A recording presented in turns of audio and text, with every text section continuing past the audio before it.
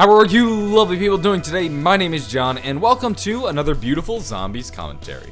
Today what I'd like to do is discuss Takeo. Takeo is interesting because he's one of the characters in the zombie storyline who is probably the least liked. Like, if we took all four of our original four characters, he's probably at the bottom of the barrel in terms of public opinion. He's definitely not a fan favorite. But that doesn't mean he's not important, and his importance to the zombie storyline has continued to grow in Black Ops 3. He has had many connections to Nero, and in addition to that, Richtofen speaks about him as if he has some kind of higher or greater purpose, and I wanted to share with you guys some of this information, as well as give you my thoughts and theories, and see what we can do as a community to unravel this mystery of Takeo, because only as of lately has Takeo really proven to be a valuable member of the squad. Take a listen to some of the quotes from Takeo. Now, I should note that these quotes are not in any particular order, and they don't flow together like as if they were one cohesive thing, but they all sort of dwell on the same relative idea of Takeo being haunted by something darker, something in the shadows. I fear we are meddling with ever darker forces. Why do I think I saw this in a dream? My dreams are haunted by spirits. I fear they are not those of my ancestors. Sometimes my dreams are a portent of the future. I fear what new terrors my visions may bring. I dare not ask if the others have also seen him. I fear a storm. This I know from the shadows. I can almost hear him whispering to me. Takeo,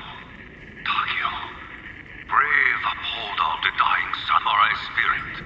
It feels almost as though I am speaking to my ancestors. Instead, I speak to a reflection of myself. The man in the mirror, in another place, another time. Our allies are filled with confidence and bravado. But I am troubled. My dreams are haunted by a man in shadow. I fear this vision may be a portent of our destruction. One of the things Takeo makes a big deal about are his ancestors. Part of that comes from his Japanese heritage, but it almost seems as if the ancestors are speaking to him. But now the voices have gone away, and he worries that his ancestors, as well as the Emperor, has forgotten about him. But just the fact that he's hearing these voices is incredibly interesting. The only other instance prior to this of being able to hear voices comes from, say, Stullinger, who heard Richtofen's voices, and it's usually somebody who is using element 115 and the ether to communicate with people. Why would his ancestors, or how would his ancestors be able to communicate with him through the ether? It doesn't make much sense. But now the voices in his head have changed. They're demons, they're creatures of the shadows, and this makes us immediately jump to the Shadow Man. His nightmares are quite possibly being haunted by the Shadow Man.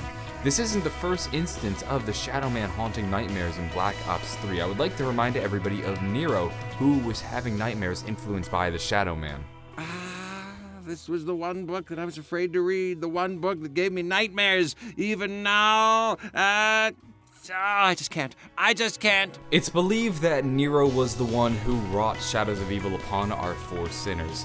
He started investigating black magic. He wanted to expand his understanding of the magical realm, and this most likely led the Shadow Man into their world, and from there he began watching them and using them as his own pawns, and eventually transported them into their own different universe where he manipulated them and then caused the overlords to appear. This is the Shadow Man's game. He first started everything. A precursor was infecting Nero's dreams. And if a man of shadow is infecting Takeo's dreams, who's to say that this isn't happening again? What if the Shadow Man is watching down over our characters? This starts to get complicated though, because Richtofen has entered the Shadows of Evil realm. He actually possesses the focusing stone.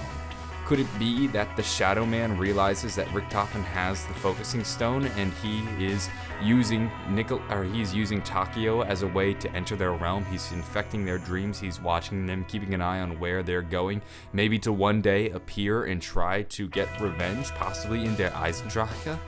Just a theory, and there isn't much backing to that, but it certainly is important. These visions are not something that we can just ignore, especially when they've had ramifications before like Shadows of Evil, and even Richtofen sees a greater importance in them. The spirits of your ancestors are not the only voices you will hear, Takeo. Trust your instincts. Listen to them. Last night I had a dream. I dreamt of a house with children. Yes, hold on to that thought, Takeo. In time, you will come to learn the significance of your visions.